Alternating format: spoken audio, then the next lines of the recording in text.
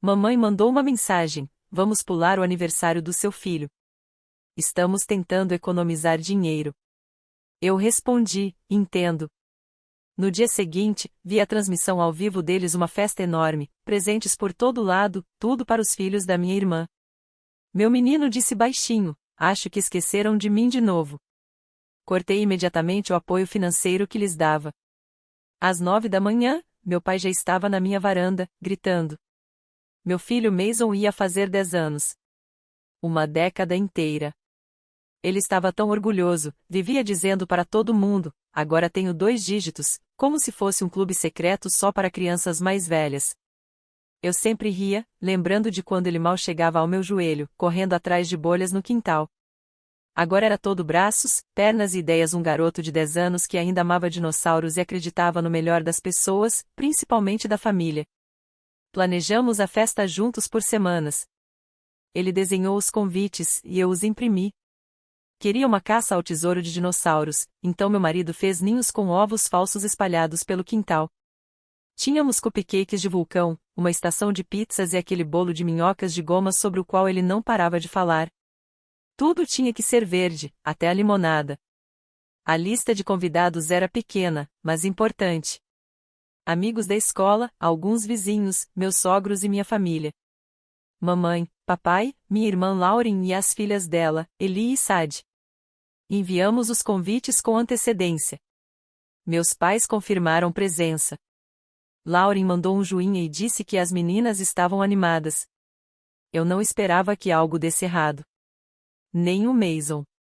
Mas, à medida que os minutos passavam, cada carro que parava em frente não era o deles. Mason continuava olhando para a rua e, em seguida, voltava correndo para brincar com os amigos, fingindo que não esperava ninguém. No meio da decoração da mesa do bolo, ele me perguntou se eu achava que a vovó traria os biscoitos de chocolate como no ano passado. Eu disse que provavelmente sim, mas já sabia a resposta. Eles não tinham respondido naquela manhã. O silêncio dizia tudo. Senti um aperto no estômago, mas continuei sorrindo por ele, pelas crianças. Só quando o último convidado chegou e começamos a cortar o bolo, aceitei a verdade. Eles não veriam. Nenhum telefonema, nenhuma desculpa. Apenas silêncio. Depois que as velas foram apagadas e a caça ao tesouro terminou, Mason se sentou para abrir os presentes. Agradeceu a todos, como sempre ensinamos. Então, enquanto dobrava uma sacolinha de presente, olhou para o colo e murmurou tão baixo que quase não ouvi: acho que me esqueceram de novo. Aquilo quase me destruiu. Quando consegui um momento a sós, peguei o celular. Uma mensagem da mamãe, enviada às 9h12, horas antes da festa começar: vamos pular o aniversário do Mason este ano, tentando economizar dinheiro. Sem pedido de desculpas, sem promessa de compensar depois. Nada. Fiquei olhando para a tela, sem acreditar no que lia. A mesma mulher que eu vinha ajudando o ano todo pagando a conta do encanamento, consertando os degraus dos fundos, mandando mantimentos quando o papai estava sem trabalho. Agora ela estava pulando o aniversário do próprio neto, como se fosse um evento opcional. Eu havia respondido mais cedo com um simples entendo, antes mesmo de pensar direito. Não queria causar nenhum conflito no dia do Mason. Achei que talvez houvesse algum motivo, algo de que eles não quisessem falar ainda. Mas então veio a manhã seguinte, às 8h43. Meu celular vibrou com uma notificação do Facebook. Era uma live da Lauren. Toquei, ainda meio sonolenta, e lá estava. Fitas coloridas, purpurina, balões cor-de-rosa por toda parte. Tudo montado no quintal da casa da mamãe e do papai. 2 bolos enormes, um de unicórnio e outro em formato de coroa. Sad ganhando uma bicicleta nova, Eli abrindo um tablet. Mamãe distribuindo saquinhos de lembrancinhas como se fosse Halloween. Papai filmando tudo, orgulhoso, como se estivesse dirigindo uma grande produção de família. Era uma festa de aniversário, uma festa enorme para as meninas. As mesmas pessoas que diziam não ter dinheiro para vir 20 minutos até nossa casa ver o Mason haviam preparado um evento digno de Pinterest no dia seguinte. No início, não disse nada. Apenas segurei o celular e deixei meu marido assistir. Ele colocou o café sobre a mesa e disse apenas uma frase: chega. Estamos encerrados. sem mais contas pagas, sem mais compras, sem mais concertos na casa deles. Se não podiam aparecer para o nosso filho, não mereciam o nosso apoio. Chega! Não mais! Não fizemos escândalo algum, apenas fechamos a torneira de onde eles vinham bebendo o ano inteiro. Mas perceberam rápido. Exatamente às 9 da manhã do dia seguinte, alguém começou a bater na nossa porta com tanta força que parecia querer derrubá-la. Era o papai. E ele já estava gritando antes mesmo que eu abrisse. Ele não esperou a porta se abrir por completo. Lá estava ele, rosto vermelho, voz alta, perguntando o que diabos estava acontecendo. Porque o dinheiro das compras não havia chegado como de costume. Porque eu não estava respondendo às mensagens da mamãe. Porque meu marido achava que podia ignorar suas ligações. Agia como se nós devêssemos explicações, como se estivéssemos errados por não mandar dinheiro naquela semana. No começo, eu não disse nada. Fiquei parada no batente, com o Mason lá em cima, provavelmente ainda dormindo, ouvindo meu pai gritar como se tivesse alguma autoridade sobre nós. Ele chamou nosso comportamento de imaturo, disse que estávamos exagerando, nos fazendo de vítimas por causa de um mal-entendido. Então ele comentou que tinha ouvido falar que a festa do Mason foi boa. Disse, que bom. Pelo menos o menino teve alguma coisa. Foi o suficiente para meu marido aparecer na porta. Ele perguntou por que mentiram. Porque disseram que não tinham dinheiro para vir, que não podiam nem comprar um presente de $5, e no dia seguinte fizeram uma festa enorme, com presentes transbordando da mesa. Por que não disseram logo a verdade? Que o Mason simplesmente não importava tanto. Meu pai revirou os olhos e respondeu, não é bem assim. É que as meninas são mais fáceis de comemorar. E o Mason não precisa dessas coisas mesmo. Ele também tem você na palma da mão. Ele disse isso como se fosse um elogio. Eu senti um nó no estômago. Meu marido respondeu que o trem do dinheiro havia chegado ao fim, que a partir de agora eles poderiam chamar outra pessoa para consertar o gramado, pagar as contas e comprar os remédios. Passamos anos nos desdobrando por eles, e em troca, não puderam nem dirigir 20 minutos para comparecer a um aniversário de um menino que os adorava. Papai ainda tentou me fazer sentir culpa. Disse, depois de tudo que fizemos por você, Kate, como se eu fosse ingrata, como se eu não tivesse sido a única mantendo de pé essa versão falsa de família. Foi então que finalmente falei. Perguntei com calma, vocês esqueceram o aniversário do Mason ou simplesmente não se importaram? Ele não respondeu. Apenas me olhou, esperando que eu chorasse ou me arrependesse do que disse.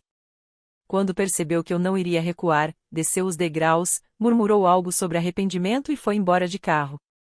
Fechei a porta e fiquei parada ali por um bom tempo, sem conseguir me mover. Mais tarde, naquele dia, encontrei o Mason em seu quarto brincando com um brinquedo que o tio havia lhe dado. Ele levantou os olhos e perguntou se a vovó e o vovô estavam bravos com a gente agora. Eu disse, não, eles só precisam de um tempo. Mas ele não acreditou, dava para ver em seus olhos.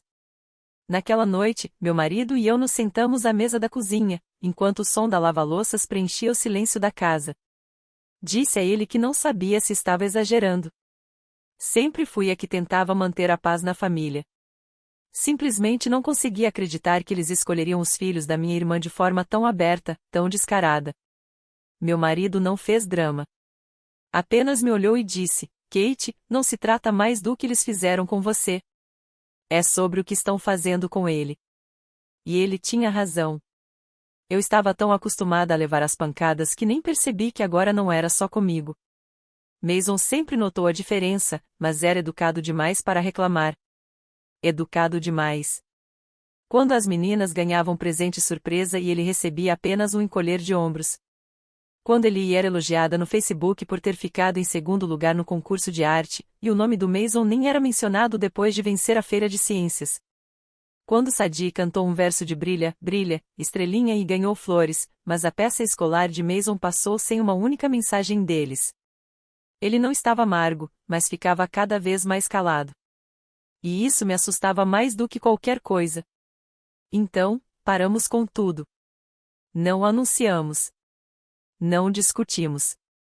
Não imploramos. Apenas paramos. O dinheiro, os favores, as idas e vindas, as contas pagas, a ajuda constante. Tudo. Eles perceberam rápido. Alguns dias depois, algo inesperado aconteceu. Lauren apareceu na nossa casa. Sem ligar, sem avisar, apenas estacionou a minivan na garagem. Saiu com Eli e Sadi, cada uma segurando algo, uma caixa embrulhada e um pequeno cartão. Elas pareciam nervosas. Ela também. Abri a porta, e Lauren não sorriu. Não fez piada, não fingiu naturalidade. Apenas disse baixinho: "Posso falar com você?" Abri a porta e deixei que entrassem, sem dizer nada. Lauren parecia diferente e cansada de um jeito que eu nunca tinha visto antes. Não fisicamente, exatamente, mas como se carregasse algo pesado há muito tempo e aquilo começasse a esmagá-la por dentro. As meninas estavam caladas, agarradas a cada lado dela. Eli segurava uma caixa embrulhada com um laço verde brilhante. Sadi tinha um pequeno envelope nas mãos. Nenhuma das duas olhava diretamente para mim. Disse que o Mason estava lá em cima e ofereci café. Lauren recusou, dizendo apenas que precisava conversar um minuto. Sentamos na sala enquanto as meninas iam acariciar o cachorro. Por alguns segundos, ninguém disse nada. Então, Lauren respirou fundo e começou: "Eu não fui à festa do Mason porque não consegui. Quis ir. Estava pronta para ir, mas não consegui. Esperei." Ela baixou os olhos para as próprias mãos e contou que vinha sentindo dores no peito havia algumas semanas, aperto, falta de ar. Foi ao pronto atendimento. Depois, mandaram-na para o hospital. Mais exames. Achavam que podia ser o coração. Ela não contou a ninguém. Nem para mamãe, nem pro papai, nem para mim. Nem mesmo pro marido, no início. Disse que ficou sentada no carro na manhã do aniversário do Mason, com o presente no banco do passageiro, já vestida e pronta para sair, mas simplesmente não conseguiu se mover. Não conseguiu sair. Não conseguiu fingir que estava tudo bem quando nem sabia se realmente estava. E então, perdeu a hora. Pensou que poderia consertar as coisas no dia seguinte. Contou às meninas que passariam na casa da mamãe e do papai rapidinho antes de deixar o presente do Mason. Eles tinham as convidado para uma pequena reunião no quintal. Nada grande, ou pelo menos foi o que disseram. Mas, quando chegou lá, as decorações em tons pastéis estavam por toda parte. Um pula-pula de unicórnio, filas de presentes embrulhados, uma mesa de sobremesas repleta. Meus pais tinham preparado tudo. Ela disse que não parecia uma festinha surpresa. Parecia tudo planejado, coordenado e em nenhum momento, absolutamente nenhum, eles contaram a ela que estavam pulando o aniversário do Mason para preparar aquilo. Lauren disse que confrontou a mamãe discretamente, de lado, enquanto as meninas brincavam. Perguntou por que não tinham ido à festa do Mason. E a mamãe respondeu, palavra por palavra: "Porque ele é menino. Meninos não precisam dessas coisas. Você sabe como a Kate é.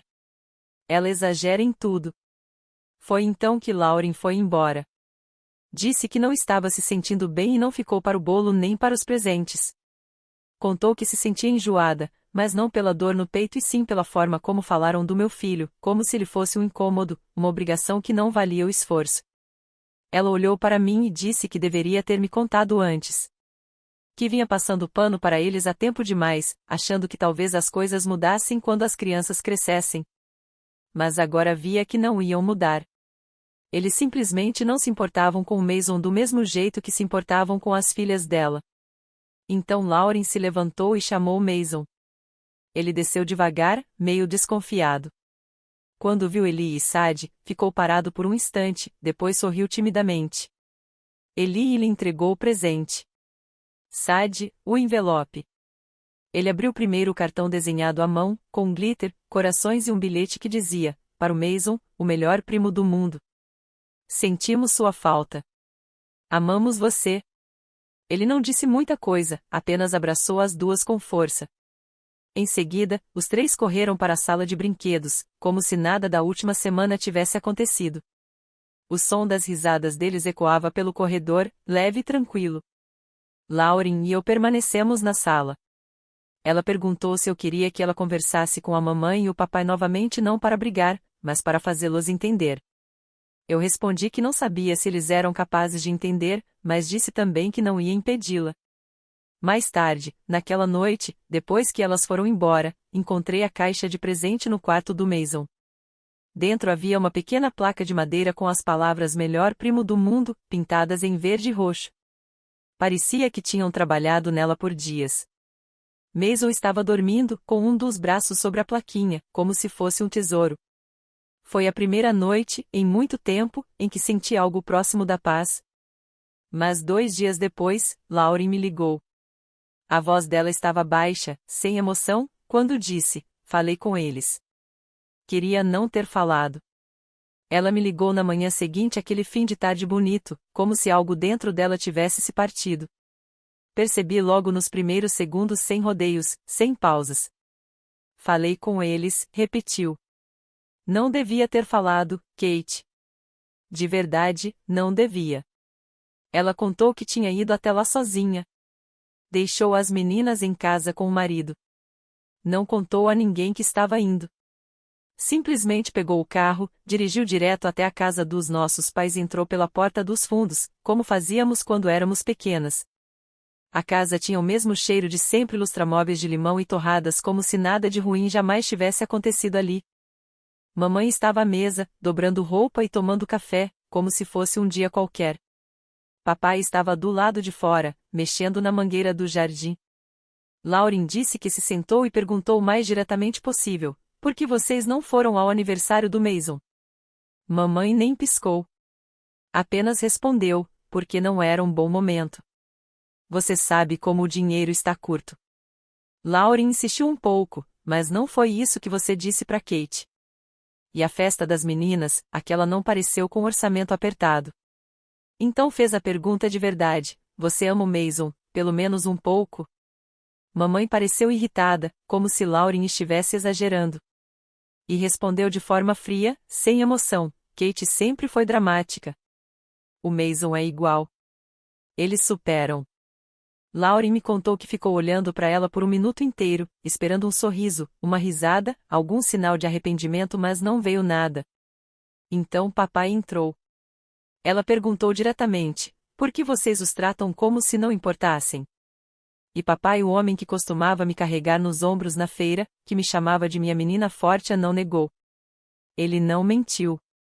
Apenas deu de ombros e disse: "A Kate nunca facilitou as coisas quando era criança. Ele era diferente. Você era mais parecida com a gente. Natural, natural.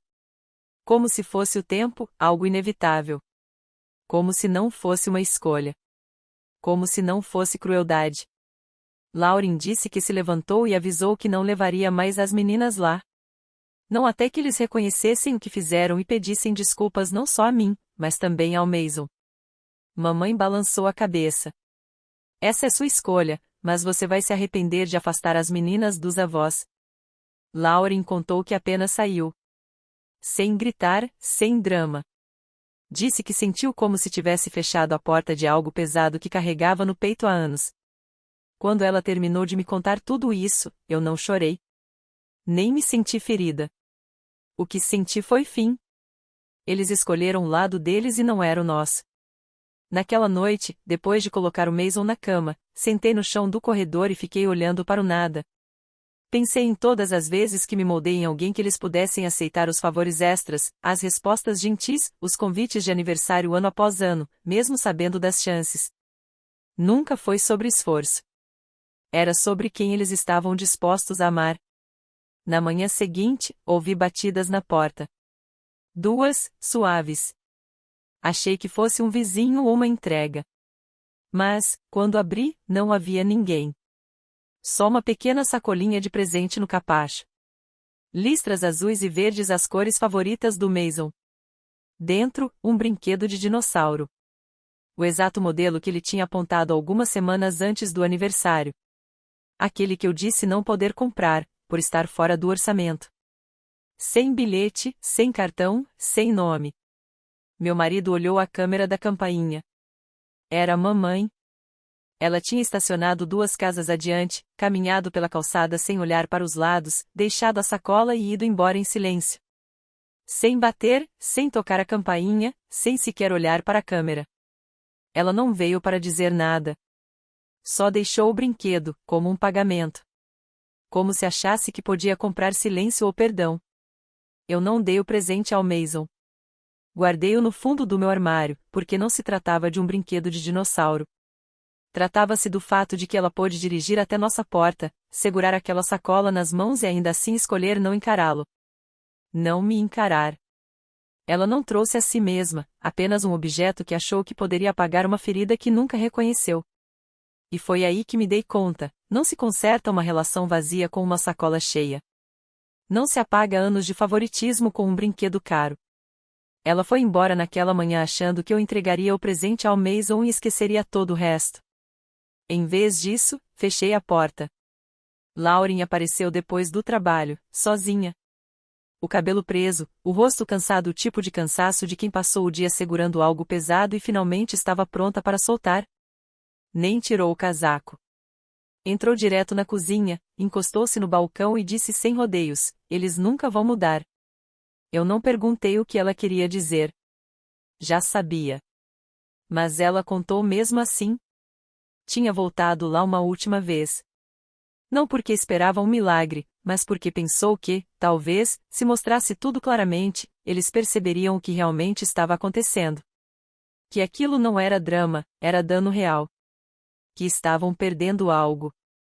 Ela levou fotos da festa do Mason, achando que talvez isso os fizesse entender. Mason com o chapéu de festa. Mason distribuindo cupcakes. Mason olhando para a garagem a cada meia hora até que os ombros cederam. Ela até leu a mensagem que recebi da mamãe.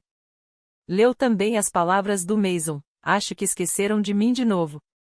Contou sobre o presente que encontrei na varanda. Explicou que ele não consertou nada, pelo contrário, só piorou. Ela disse que não o acusou, não gritou, não implorou. Apenas perguntou: "Vocês têm noção do que fizeram?" E a resposta da mamãe foi: "A Kate sempre foi emocional. Ela é assim desde pequena, você sabe. Mason é igual. Não é culpa nossa se eles levam tudo para o lado pessoal." Lauren insistiu: "Então o quê? Vocês simplesmente não gostam deles? Não os amam?" Mamãe não respondeu de imediato. Apenas olhou para Lauren e disse: "Sempre tivemos uma ligação mais forte com você. Não é pessoal. Só é mais fácil. Kate sempre complicou as coisas. Ela e aquele marido dela vivem tentando parecer melhores que a gente. Ela saiu do nosso círculo há muito tempo." Foi então que o papai entrou na conversa. Nem tentou amenizar: "Alguns filhos são simplesmente mais amáveis que outros. Suas meninas iluminam qualquer lugar. O Mason não. Ele é bom, mas não é como elas." Lauren me contou que, naquele momento, sentiu como se o chão tivesse sumido sob os pés. Disse que não conseguiu falar por um instante. Só conseguia pensar: eles nem percebem o que estão dizendo. Perguntou se estavam realmente dispostos a nunca mais ver o Mason, se estavam bem em me perder completamente. Papai respondeu: "A Kate sempre procurou um motivo para cortar laços. Se esse for o motivo, o problema é dela. Nós não fizemos nada de errado. Ela só quer atenção." E foi isso. O fim da conversa. Lauren saiu sem dizer mais nada. Entrou no carro e ficou parada na garagem por uns 10 minutos antes de conseguir ligar o motor. Agora, enquanto me contava tudo aquilo na cozinha, eu via em seu rosto não apenas raiva, mas vergonha. A vergonha de perceber que cresceu sendo a filha favorecida, protegida, elogiada, enquanto eu era desmontada em silêncio, ali no fundo. Foi então que ela disse algo que me pegou de surpresa. Ela disse: "Acho que eu queria tanto que eles amassem o Mason porque, no fundo, eu sabia que eles nunca te amaram do jeito que deveriam. E eu tinha medo de que fizessem de novo, que eu ficasse parada vendo acontecer com o seu filho também. Eu não vou. Não vou deixar isso acontecer." Depois, ela se sentou e me fez a pergunta mais difícil de todas: "Você ainda quer eles na sua vida, mesmo depois de saber disso?" E eu não precisei pensar. Não mais. Eu disse, não. Naquela noite, ela trouxe as meninas. Elas não falaram dos avós. Não perguntaram por eles. Apenas abraçaram Mason, entregaram um novo desenho que tinham feito e o puxaram para brincar com elas. Um jogo inventado na hora, com dino alienígenas e escudos invisíveis. Eu fiquei observando pela porta de tela, vendo os três correndo descalços pela grama, se perseguindo no quintal como se não existisse passado. Só o agora. Mais tarde, quando colocamos Mason na cama, ele perguntou: a vovó ainda tá brava comigo? Eu me ajoelhei ao lado dele e disse a verdade: ela não tá brava. Ela só não sabe ser uma boa avó. Mas isso não é culpa sua e nunca vai ser. Ele assentiu devagar. Depois olhou direto para mim e disse: não fica triste, mãe. Eu também tô chateado, mas a gente tá melhor sem eles, né? Eu sorri e respondi: campeão. Estamos.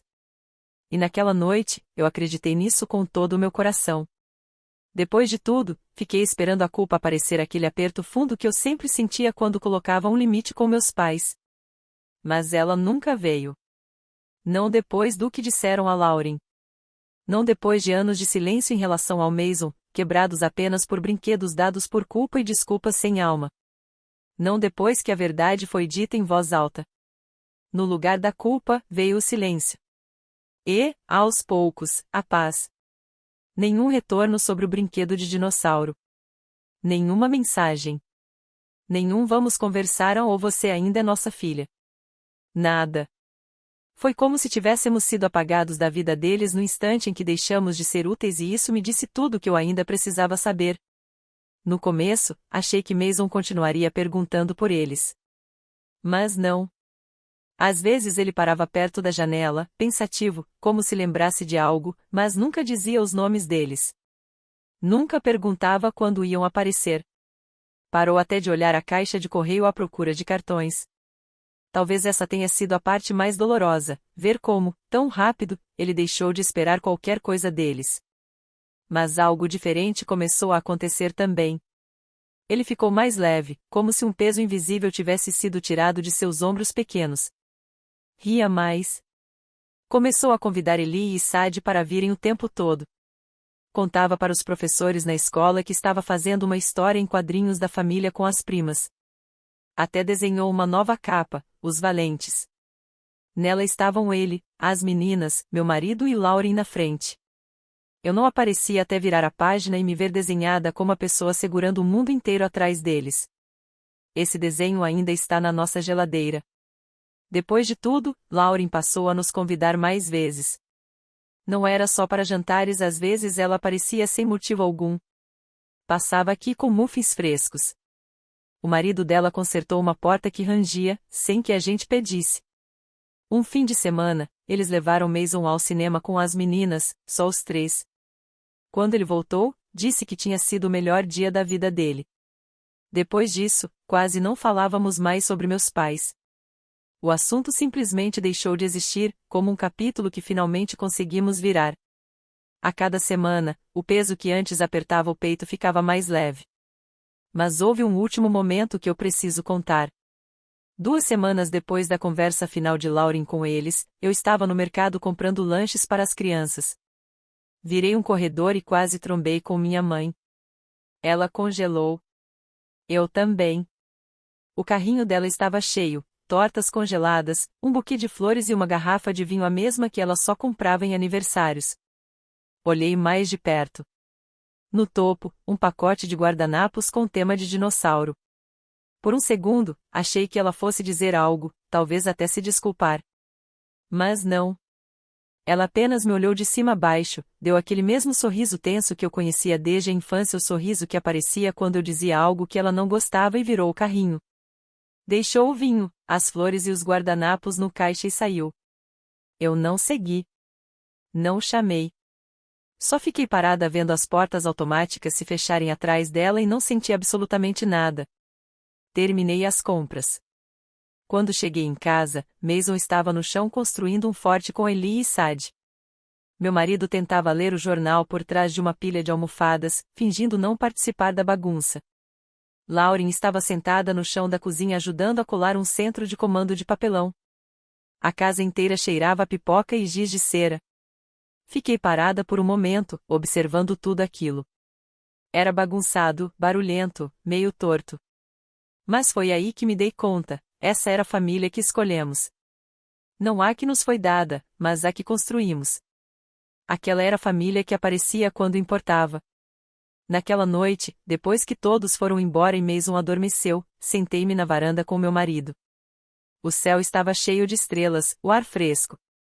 Contei a ele sobre ter visto minha mãe. Ele não reagiu muito, apenas estendeu a mão e segurou a minha. Depois de um tempo, disse, às vezes, perder as pessoas que te machucam é a coisa mais gentil que o universo pode fazer por você. E eu percebi que ele tinha razão. A gente não precisa manter todas as portas abertas. Nem todas levam a lugares que valem a pena revisitar. Algumas se fecham para nos dar espaço de construir algo melhor. E nós construímos. Erguemos um lar onde Mason é o centro, não uma lembrança deixada de lado. Onde o amor não é medido por quão fácil você é de gostar, mas por quão profundamente é enxergado. Onde nenhuma criança precisa se perguntar se é digna de amor. E a verdade? Não estamos sentindo falta de nada. Não mais.